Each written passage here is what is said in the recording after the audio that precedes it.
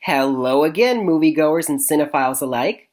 Jeffrey Michael here, and welcome to another special Oscar-nominated edition of Jeffrey Michael's Movie Reviews Extravaganza, Part 2. Now, I say Part 2 because this is part of a 4-video series that I'm doing where I'm planning to review 8 films that were released over the holiday season of 2017 that all have great potential for being nominated for Oscars come Oscar season next month. Now, in part 1 of my series, a couple of videos ago, I reviewed the films Lady Bird and Three Billboards Outside Ebbing, Missouri, which both of them I give an A, by the way, so those are 2 must-sees for everyone. And in this part 2 of this 4-video series, I will now review the following films: Darkest Hour and The Shape of Water.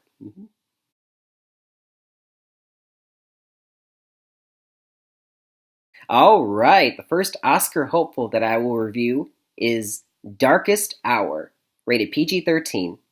It stars Gary Oldman and Kristen Scott Thomas, and was directed by artistic director and one of my personal favorites, Joe Wright, who directed such films as Pride and Prejudice, Atonement, and Anna Karenina. Now, Darkest Hour is set in Britain during the month of May of 1940, just when World War II is in its early stages.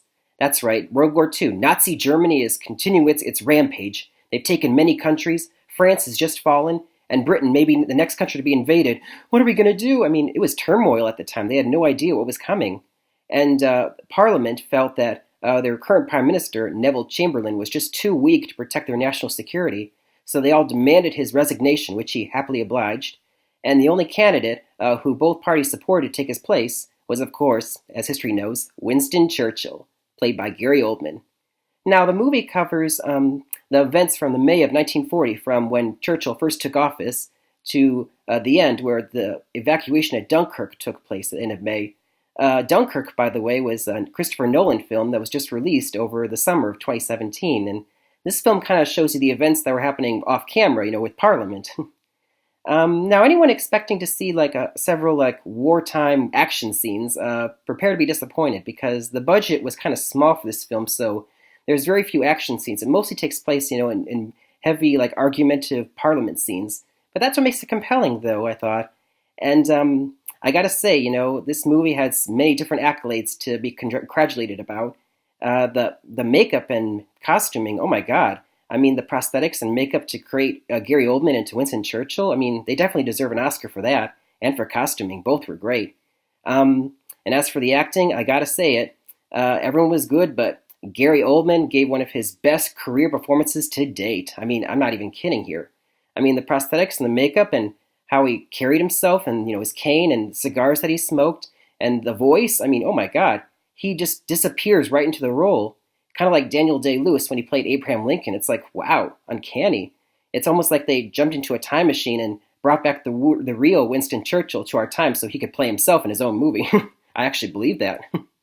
And of course, I firmly believe that, he deserves the Oscar nomination come Oscar time. And actually, he might actually win, too. That's just how good he was. I mean, when he gives those big, rousing speeches that Churchill was known for, I mean, you just want to stand up in the theater and, yeah, woo! But anyway, of course, for my grade, I give this movie a B+. I mean, it was a little slow at times, the pacing. But I felt like Gary Oldman's performance really elevated my grade up. I mean, it's just how good he was. He makes you love this film, and I think you would all have a good time. If you want to see a good wartime movie that's elevated by a dynamic Oscar-winning performance, well, then let it be this one. Go and see this one, guys.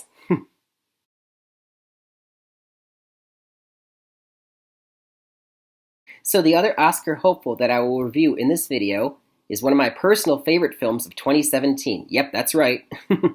And that is The Shape of Water, rated R.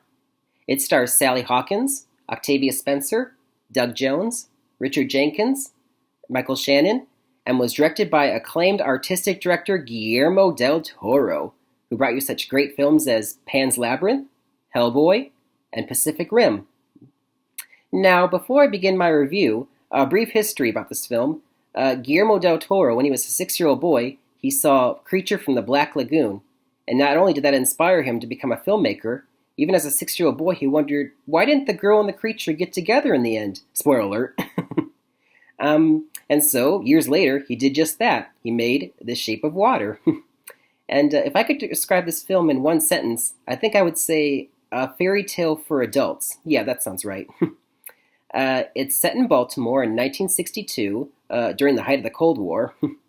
And our main character is Eliza, played by Sally Hawkins. She's a mute. She can hear, but she just can't speak. So she uses sign language, to communicate. Now, Eliza's living a sad, mundane life. She's lonely. One of her only friends is her next door neighbor, equally sad, a closeted artist named Giles, played wonderfully by Richard Jenkins. And she also works as a cleaning lady in a secret government lab with Zelda, with Sass by Octavia Spencer, who is one of her only other friends in her life.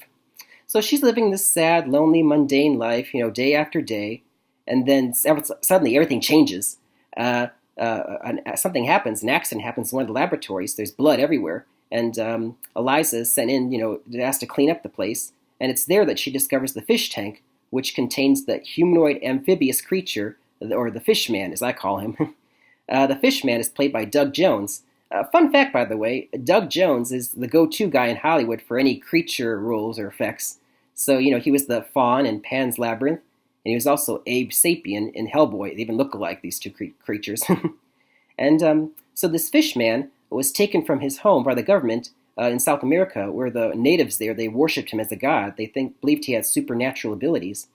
And Eliza notices that he has several bruises and marks. He's been cattle prodded by these guys, and it hates humans because of that. And so Eliza, day after day, during her breaks, she sneaks into the lab where he's kept, and she brings him hard-boiled eggs, the creature, and plays some music, and develops this slowly friendship with him, trying to show him that not all humans are bad, and they develop this really close bond, her and this creature.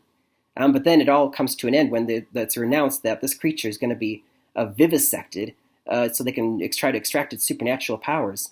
And she's, of course, devastated. I've got to save him. She doesn't say it because she can't speak, but she formulates a plan with Zelda's help and her neighbor Giles, and a sympathetic scientist who also doesn't want to see the creature get hurt helps them out, and they manage to get the creature out of the planet, and it escapes. And so she takes them back to her apartment. In 10 days, they find out that there's going to be a torrential rain that will flood the river, and so they plan to release the creature on the 10th day so he can swim down the river to the ocean back to South America. And in the meantime, as she's spending more and more time with this creature, she slowly starts to realize, wait, this platonic bond we have, could it be something more? Now, I know I can already tell a lot of people probably this movie won't be for you because you're probably like, ew, a woman and a fish? I mean, this promotes bestiality, this movie. I think that's kind of an unfair statement. I mean, it is a fairy tale after all, and also everyone loves Beauty and the Beast, and doesn't that promote bestiality too? I mean, think about that. I mean, if you can get past that initial kind of ew moment, it's actually one of the most beautiful films of 2017, I thought. Oh my gosh. For a $20 million budget is all they had, and it looks so much more expensive. The creature effects for makeup and prosthetics, I mean, that's an Oscar nomination right there, because I actually believe that was an actual creature throughout the movie. Didn't know it was a human. That's good act. And also, I thought it was just beautiful in general. I mean, there's many scenes that are just nice to look at. I mean, there's this dream sequence where Eliza's apartment is underwater and she's sleeping in her bed underwater. I thought that was beautifully done. And the color green and water are used symbolically throughout the film, and also the ending scene. Oh wow, it is breathtaking. I mean, it truly is the perfect ending to this fairy tale. And in terms of character development, I thought all the characters were well developed. I mean, everybody, even the minor ones. At one point, you even start feeling for the villain played by Michael Shannon. I mean, of course you hate him, but you still, at one point, you're like, wow, I actually feel for him, strangely enough.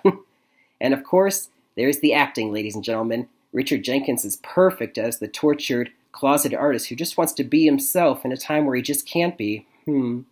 But this movie belongs to Sally Hawkins. Wow.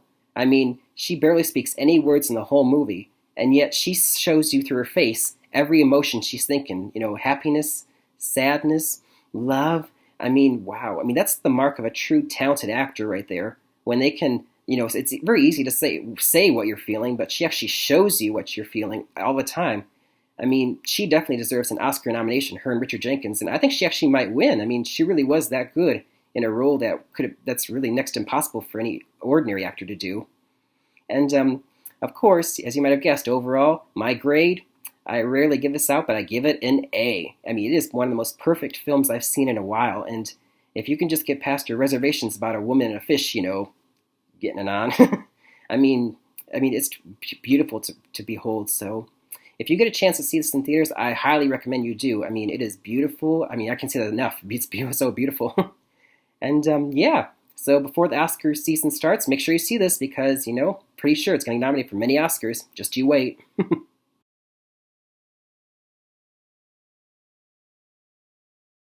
And the Oscar goes to this recap.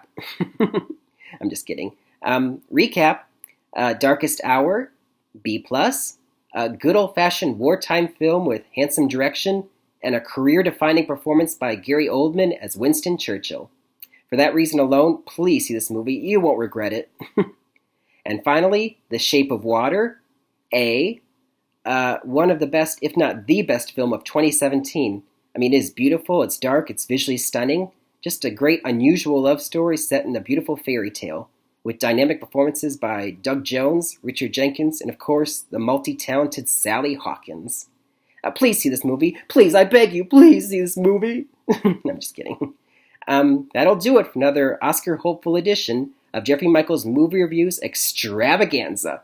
Until next time, happy movie watching, everybody, and stay tuned for parts 3 and 4 of my Oscar-hopeful movie review videos. Stay tuned.